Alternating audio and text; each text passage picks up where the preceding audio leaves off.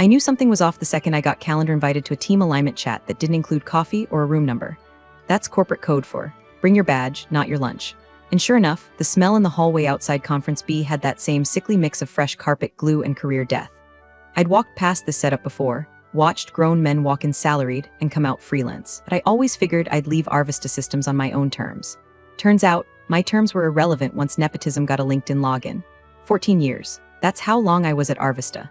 Joined when we were renting folding tables, and still pretending SharePoint was going to revolutionize workflow. I helped write our first data mapping SOP on the back of a Panerai napkin. Built the client onboarding flow that got us our first six-figure contract. Trained a whole parade of junior staff who now have the audacity to BCC me on projects I built from scratch. I survived 2 recessions, 3 layoffs, and 1 CFO who thought blockchain was a religion. I wasn't flashy. I wasn't loud. But the systems ran because I made sure they did. Until she showed up. Bristol Vaughn, founder's daughter. Fresh out of a leadership incubator, which is rich kid speak for dad bought me a sabbatical. She showed up to the office in a leather jumpsuit and a $4K handbag that screamed, I make decisions I don't understand. And to be fair, she made decisions real fast, mostly about how anyone over 40 was dragging the company's vibe down. I watched as meetings stopped being about clients and started being about culture. Translation: ping pong tables good, payroll bad. If you're enjoying this story so far, do me a small favor. Hit that like button and subscribe. Seriously, 90% of folks listening right now aren't subscribed, and it means the world to the folks busting their backs to bring you stories like this. Plus, it helps other folks find it too. All right, back to the storm. First, it was the client success team, downsized to a nimble crew of 2. Then HR, outsourced to an app with a chatbot that once told me your complaint has been escalated to a unicorn. No joke. And it got quieter. I wasn't in the product roadmap calls anymore. My name stopped showing up on CC threads. I had to ask an intern when the new QBR doc was due. He blinked at me like I'd asked for his social. I'd be lying if I said I didn't feel it. The distance. Like slowly being moved out of the frame. You're still in the photo, technically, but nobody's making eye contact. I stopped going to Friday stand-ups because no one asked if I was coming. I spent my afternoons revising documentation that nobody read, attending Zoom meetings where I was a square in the corner nobody acknowledged. I wasn't even mad. I've seen the game, I've played it. I just didn't realize I was already the sacrificial pawn in this round. What really tipped it, though, was when Bristol held a vision session and started the meeting with a quote from her favorite influencer founder. I wish I were kidding, but the quote was, "Sometimes you have to prune the tree to let the fruit grow." She said this while sipping a turmeric latte and clicking through a deck filled with stock photos of people high-fiving in offices that definitely weren't ours. And the way she looked at me, like I was the moldy branch. I knew it was just a matter of time before the axe came swinging. But here's what Bristol didn't know, what most of them forgot. Back in 2010, when Everett Vaughn, her father and our founder, was still eating cup noodles at his desk, he asked me to help draft my own employment contract. Legal was 2 months late on onboarding, so he borrowed a template and we filled it in together. Him on his ThinkPad, reading aloud from some startup blog on deferred comp structures. He signed it right there in blue ink. Said, "Olivia, I trust you more than any lawyer." Well, turns out that was the smartest and dumbest thing he ever said. Because while they were pruning the tree, I'd quietly held onto the root. And roots, they don't scream, they don't beg. But pull the wrong one and the whole damn orchard comes down. It happened on a Tuesday. Always a damn Tuesday with these people. Mondays are too obvious, Fridays make it messy. Tuesdays are the sweet spot for cowardice. I was walking back from the break room with a stale granola bar and exactly zero hope for the afternoon, when Bristol's perfume hit me like a citrus crime scene, eucalyptus and entitlement. She was leaning against the vending machine like she thought it was a TikTok backdrop. Tight smile, eyes scanning me like I was expired milk. "Hey, Olivia," she chirped, dragging my name out like she just remembered it from a dream. "Just wanted to give you a heads up, we're making some shifts. You know, optimizing. Anyway, we don't keep slackers." I blinked. Slacker. That word sat in my ears like a fire alarm wrapped in cotton. 14 years of working weekends, patching launch bugs at 2 a.m., mentoring college hires who couldn't spell API, and she called me a slacker. Like I was some bored intern playing Wordle on the company dime. Before I could reply, hell, before I could even digest it, Lisa from HR materialized like a dementor with a clipboard. No hello, no eye contact, just a manila envelope and the kind of expression you use when someone farts in an elevator. "This is your formal notice, effective immediately. We'll be escorting you to collect your things." And that was it. My name wasn't on the door anymore. My email would be shut off by the time I hit the parking lot. They'd probably already reassigned my projects to someone with a motivational quote in their email signature. I stood there, granola bar still in hand, heart rate steady. No tears, no yelling, just this thick metallic hum behind my eyes. I looked at Bristol, tilted my head just a little, and gave her the faintest smile I could muster. Not out of grace, out of spite. "Thanks for the heads up," I said. My voice calm, too calm. She blinked like she didn't expect me to speak, like she thought I'd cry or beg or do something dramatic for her next Instagram caption. But no, I just turned, walked past the intern who'd once asked me what a fax machine was, and headed back to my desk. I didn't pack up everything, just the things that mattered. A framed photo of my dog, a USB stick with my old SOP templates, and my fireproof box key. I left the branded hoodie and the stress ball shaped like a cloud. Let the new culture warriors have their prizes. Nobody stopped me. A few folks glanced up, but no one made eye contact. That's the unspoken rule of corporate bloodletting. Pretend it's not happening so you don't catch it too. I walked past the mural that read innovate, elevate, dominate, and nearly choked laughing. Dominate what exactly? The snack budget? Out in the parking lot, the sun felt wrong. Too bright, too honest. I sat in my car, hands on the wheel, just breathing, not crying, not screaming, just trying to remember how I got here. Because here's the thing, Bristol never ran this company. She floated on her daddy's reputation like a swan on a sewage pond. And the sad part, even Everett, for all his flaws, would have had the decency to look me in the eye. But she didn't consult him, or legal, or anyone really. She assumed HR had her covered, that her flippant little ambush was enough to erase over a decade of sweat equity. She had no idea what she'd just set in motion. No clue what clause was buried in the paperwork she never bothered to read. See, when you spend your career quietly holding things together, people forget you're holding anything at all, until the day you let go.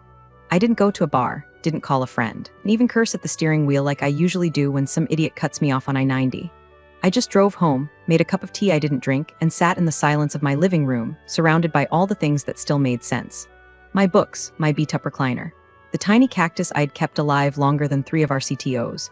Then I stood up, walked to the hall closet, and pulled out the fireproof lockbox. It was ugly, black, dented, and smelled vaguely like burnt plastic and divorce court. But inside that box was my time capsule.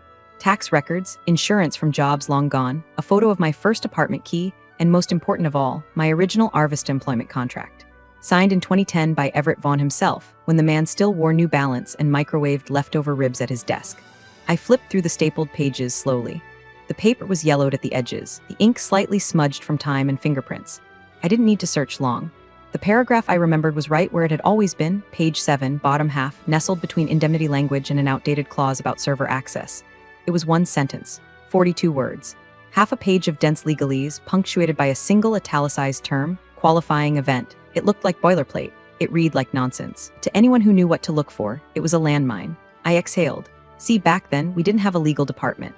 Everett had asked me to pull together a draft contract with help from an outside guy he knew from college, a compliance lawyer named Marcus Cho who mostly worked with medical device startups but owed Everett a favor. Marcus had included a few protective clauses in the draft, just in case. Clause 12B, to be precise, laid out specific terms for what would happen if I was involuntarily terminated without a documented performance review. Most companies include stuff like severance or non-disparagement in those sections. Not this one. This clause tied my departure to something bigger, an automatic conversion trigger related to Arvista's Series B financing structure. In English, if they kicked me out the wrong way, I didn't just get a check. The company got a reckoning, because buried in the fine print was language stating that, in the event of my wrongful termination, all founder equity would be temporarily converted to a preferred class for buy-sell revaluation under legacy terms. Meaning, Everett's original shares, now worth tens of millions, could be forced into a liquidity event the company wasn't prepared to fund. It was an artifact from when Arvista needed every dollar and was willing to give up teeth to survive. Nobody cleaned it up, not during the Series C, not after the IPO threat fizzled, not even when Bristol decided to rebrand our company values to radical agility.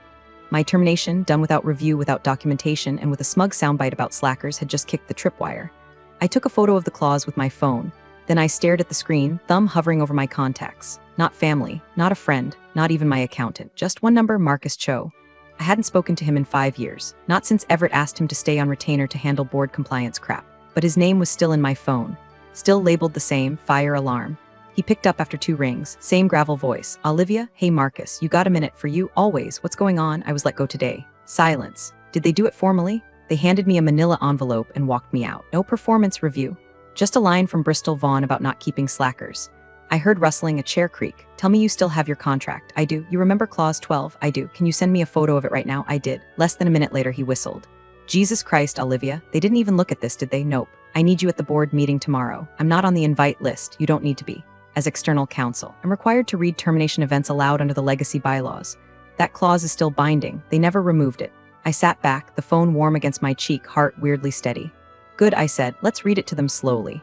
Marcus called back 15 minutes later. No pleasantries this time. Olivia, Just emailed you a scanned copy of the bylaws, read page 6, subsection B, then look at your contract again. I need to confirm a few things. I clicked open the file on my laptop, heart thudding like a faucet drip in a silent room. It was the original 2009 board compliance charter. Half the team that drafted it probably didn't even work here anymore. And yet it still lived, like a legal ghost waiting to haunt the first idiot who thought the rules didn't apply to her. Subsection B, sure enough, had the clause, in all events of involuntary executive or foundational level termination, that termination must be disclosed and read verbatim to the board, including any severance, equity, or structural implications for audit trail purposes. That meant Marcus wasn't just entitled to share what happened to me, he was obligated to, even if no one invited me, even if Bristol was counting on me vanishing into the HR abyss with a sad little LinkedIn post about new chapters. I didn't reply to Marcus right away. I just sat there rereading that one sentence over and over. Because something strange was happening, not revenge, not rage. Just this cold, solid weight in my gut that felt suspiciously like inevitability. I forwarded him a photo of my termination letter, if you could even call it that. It was one line, no company letterhead, no signature. Just, your position is being eliminated, effective immediately. We appreciate your contributions, that was it. Something a 7th grader might text their group project partner before ghosting. When I called Marcus to confirm he got it, he sounded like he was already halfway to war. They're idiots, he muttered. This isn't even legally sound. They didn't sign it, didn't cite performance, and didn't include the proper severance clause references. It's a compliance landmine. They thought HR had it covered, I said flatly. He laughed, but there was no joy in it. HR can't fix this. This isn't a policy issue. It's a structural trigger. Your clause references the Series B liquidity preference stack. That language automatically converts certain founder shares into buyout scenarios when activated. Do you understand what I'm saying? I nodded, even though he couldn't see me. It means they owe me a whole lot more than a severance check. It means they might have just triggered a full internal liquidation review. A silence fell between us. Not tense, not panic, just heavy. Do I need to prepare anything? I asked. No, he said, you just need to show up. You don't even have to speak. I'll read everything, all of it. That clause mandates full board transparency. It's still on the books. What time? 10 a.m. Conference room A. The board is meeting to finalize Bristol's restructuring plan. They have no idea you're coming. I exhaled, not relief, not anxiety, something colder. Like watching a slow-moving avalanche you didn't start but knew exactly when it would hit. Okay, I said. You sure you're ready for this? I looked over at the lockbox, still open on my desk. The contract sat inside, folded neatly beside the granola bar I never ate. I've been ready since the day she called me a slacker. Another pause. Then Marcus said something that stuck with me. Olivia, you're not burning down the building. You're just pointing out the gas leak. After we hung up, I didn't sleep. Not because I was scared, hell, I've been through worse in quieter rooms, but because my mind wouldn't stop tracing every thread back to that contract. Every revision I'd helped draft. Every sentence that seemed harmless at the time, but now read like prophecy. Bristol didn't just mishandle my exit. She detonated a mine she didn't even know existed. Now the echo of that one bad decision was going to ring through the boardroom like a church bell. I didn't want revenge. I didn't want her to cry, or Everett to beg, or the interns to whisper my name like a ghost story. I just wanted the truth to land where it belonged. In the middle of the table, in front of everyone, with nowhere to run. The lobby of Arvista smelled like money again, fresh carpet glue, too much citrus cleaner, and a bowl of free mints nobody touched because they were too busy pretending they didn't need them. I hadn't been back since the day I was walked out, but the muscle memory kicked in the second the glass doors sighed open. My feet knew which tiles squeaked. My eyes instinctively checked the digital board for the floor agenda. And my pulse, steady, cold. I wore black slacks and a navy blazer I hadn't dusted off since the last quarterly review. Not a power outfit, not a disguise, just neutral, like the calm before a legal storm. Bristol's voice echoed down the corridor before I saw her. Honestly, the old-timers just didn't get it. You know, like they were smart, but slow. You can't build velocity with dead weight. She was in the kitchenette with 3 junior analysts who looked like they still used TikTok as a search engine. One of them nodded too fast, the other sipped his smoothie like it was a sacrament. The third just stared at the floor. Bristol laughed, this forced, brittle sound like she'd heard a woman on a podcast do it once and decided it sounded powerful. Anyway, the restructure's gonna change everything. My dad's just being chill about it now, but he'll thank me when we're not stuck in the past. Everett Vaughn sat just outside the kitchen, thumbing through a shareholder report like it owed him money. He glanced over his glasses and muttered, she'll learn, then returned to sipping a coffee I could smell from across the hall, hazelnut, his favorite. He saw me, didn't react, just the briefest flicker behind his eyes. Recognition? Regret? Maybe both. He didn't nod, he didn't smile, but he didn't tell me to leave either. The receptionist spotted me next. Emily, young, kind, always over-apologizing for the weather. Miss Monroe, she said, blinking. Are you back? Not quite, I said, and offered a soft smile that stopped just short of warmth. I'm just here to observe. She looked confused for half a second but nodded and returned to pretending the phone might ring. It wouldn't. Nobody cold calls billion-dollar buyouts anymore. Everything's email and silence. The board meeting was set for 10 a.m. sharp in conference room A. The big room, walnut panels, frosted glass, the table that cost more than my first car. I took a seat just outside, in the hallway chair no one ever used because it creaked too loud and faced the wrong direction. It suited me just fine. Inside, I could hear the low murmur of executives gathering, finance leads, legal reps, two outside investors, one guy who always wore cologne like he was afraid of being forgotten. They were here to rubber stamp Bristol's transformation plan. Layoffs, realignment, a future free of legacy obstacles. That's what the email said. No one had mentioned me. No one had expected me. I sat with my contract in hand, thumb brushing the edge of Clause 12 like it was a worry stone. It wasn't about revenge. I wasn't hoping for tears or shock or performative guilt. I just wanted the machinery to turn, to click into place, to carry out what it was built to do. Marcus walked past at 9:58, didn't stop, didn't speak. Just nodded once, tight, like a man counting down to detonation. And then it began. The door closed. The voices settled. Somewhere inside, Bristol probably opened with a bright slide deck and a curated playlist of confidence. Maybe she was already fielding questions from investors who liked her energy. Maybe Everett was half listening, still thinking about the clause he signed 14 years ago and forgot. The thing about gravity is it doesn't care how high you climb or how many interns clap when you speak. When you ignore weight, it doesn't disappear, it waits. And when the rope snaps, it doesn't scream. It just falls. I wasn't back. I was just nearby, long enough to hear the thud. The door closed with that corporate hush only high-budget boardrooms can manage. Acoustic dampening, whisper hinges, money engineering silence like it was part of the brand. I couldn't see inside, but I didn't need to. I'd sat through enough of these to know the choreography. Bristol leading the slide deck parade, Everett giving his habitual coffee nod, some junior exec nervously clearing their throat before talking too long about runway and synergies no one actually understands.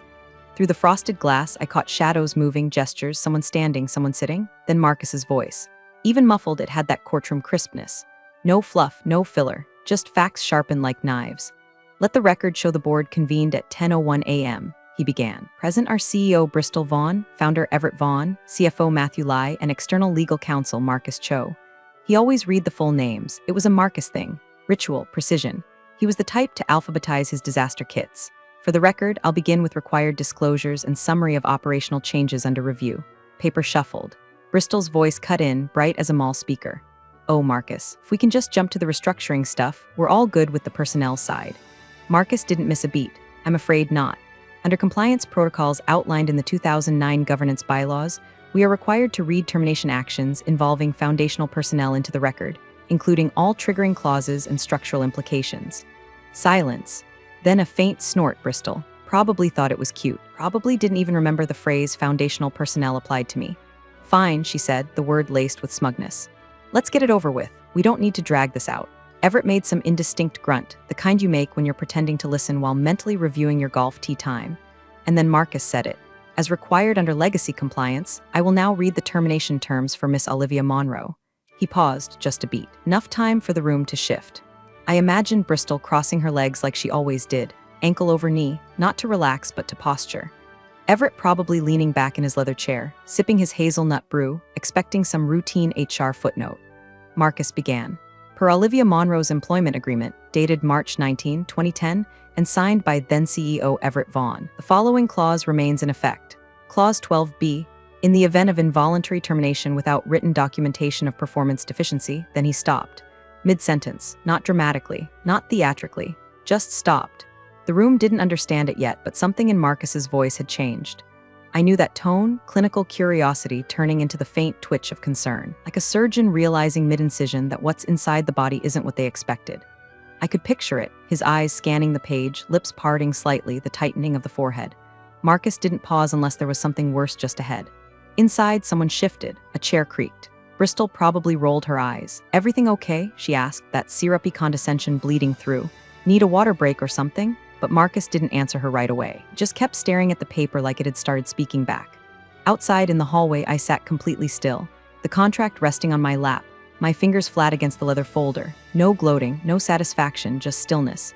The first tremor had hit the room, they just hadn't figured out yet what it was connected to.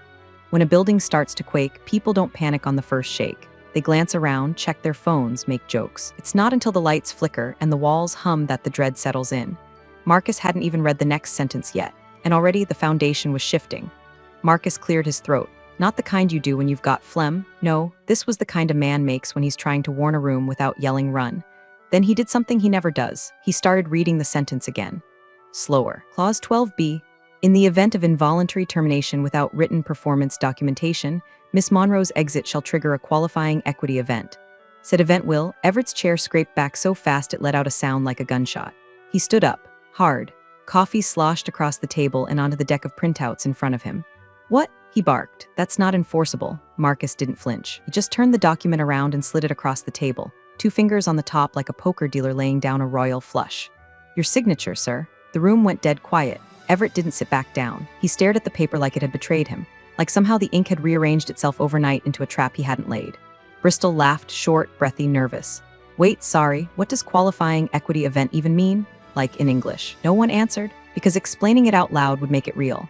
Marcus continued, his voice level but low, like he was trying not to spook a horse. Said event will convert Founder Class Common shares into Preferred Class B shares, triggering mandatory revaluation based on Series B liquidation preferences, including accelerated buy-sell options for protected equity holders. I heard it through the door like a ghost reading a eulogy. Inside the room, someone, maybe the CFO, muttered something I couldn't catch. Another board member, an investor from New York, snapped, "Wait, that would collapse the whole cap table." Everett finally spoke, quieter this time. No, we cleaned that up after Series C. That clause should have been voided. Marcus didn't look up. It was not. The clause remains active under the original 2010 agreement, which was never formally replaced or renegotiated. Bullshit, Everett hissed. I have email logs confirming acknowledgement of this agreement in every audit cycle since 2011, including board ratification minutes you yourself signed in 2018 and 2021. Now Bristol looked confused in a different way. Less smug, more small. Wait, are we saying I fired someone and triggered something? Like accidentally? Marcus turned toward her now, the first time he made direct eye contact. You didn't trigger something accidentally. Ms. Vaughn, you activated a structural provision in a legally binding document, one that, given its financial impact, should have been reviewed before any executive termination was approved. I just thought HR. Everett interrupted her with a snap of his fingers. Don't finish that sentence. She looked at him, eyes wide, lips parted like she was waiting for someone to save her. But there was no cavalry, no dad deus ex machina, just a boardroom slowly tilting on its axis. What does it mean? She whispered again, quieter this time. What does it mean? Nobody answered her. Because it meant that Everett's shares, his original founder class stock, had just been converted into a buyable commodity. And the people around that table, some of them had standing offers to buy those shares at liquidation discount.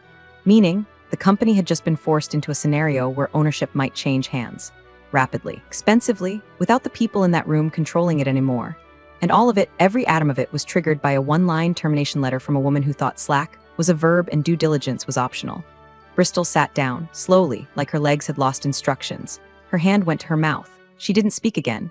Everett stayed standing, one hand gripping the back of his chair like it was the only thing keeping him upright.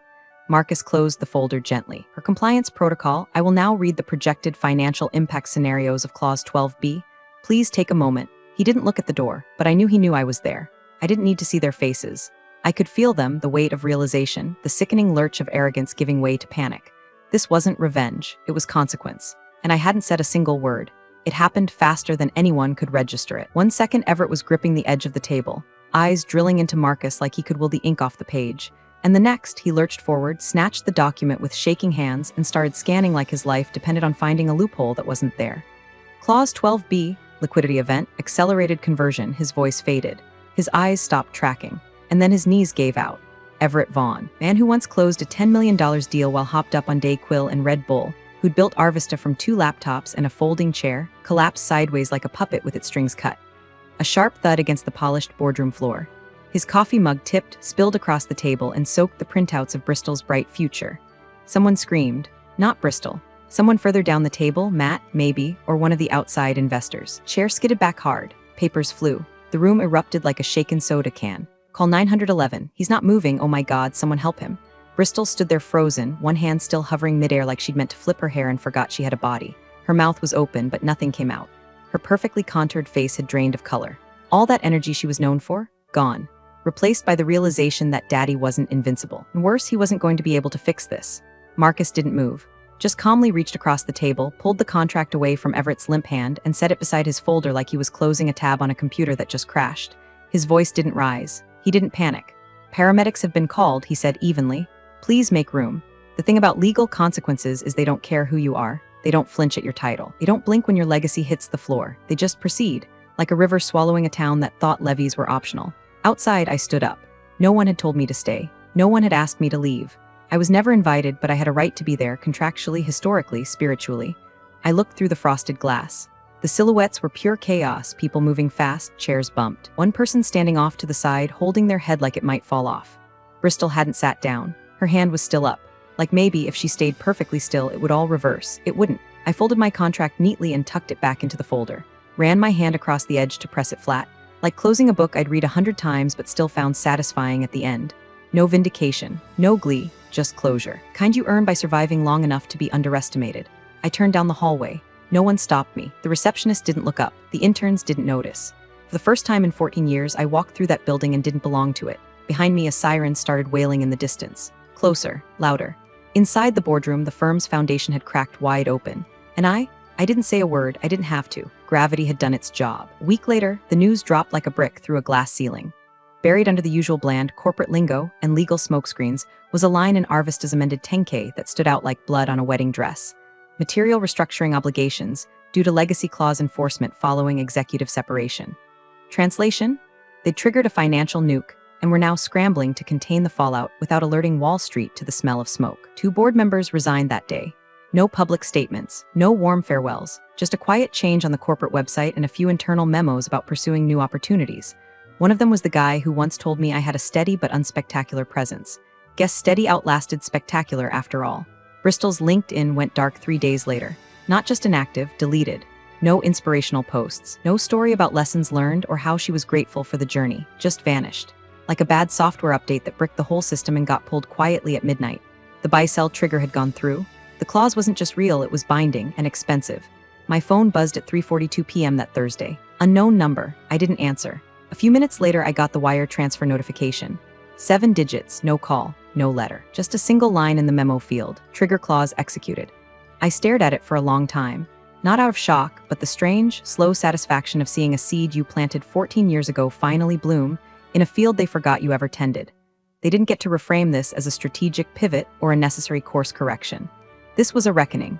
A clause so old and overlooked it had grown teeth in the dark. And when they made the mistake of thinking I was disposable, it bit. I didn't buy a new car, didn't quit town, didn't take a vacation or drop a success story thread for likes. I just brewed a fresh cup of English breakfast, pulled my favorite chair by the window, and watched the late afternoon sun crawl across the porch like nothing had happened at all. Because that was the truth of it. Nothing had changed. I was always the quiet anchor. The system that worked in the background. The page nobody read until it set the whole machine on fire. They called me a slacker, and then they handed me the match. Bristol had cost her father more than his health. She'd cost him the company, because she thought competence came with a blue check mark and charisma was a currency. She didn't understand that the infrastructure she mocked was me. I didn't sue, didn't retaliate. I just let the mechanisms play out. Bureaucracy is boring until it swallows you whole. People asked me later, friends, ex-colleagues, one brave reporter, how it felt to win. I always gave them the same answer. I didn't win, I paused, I just endured. Some bridges need burning. Others collapse just fine on their own. All you have to do is wait. Appreciate you sticking around, you legends of the break room. Subscribe for more chaos. Let's make your old managers spill their coffee in fear.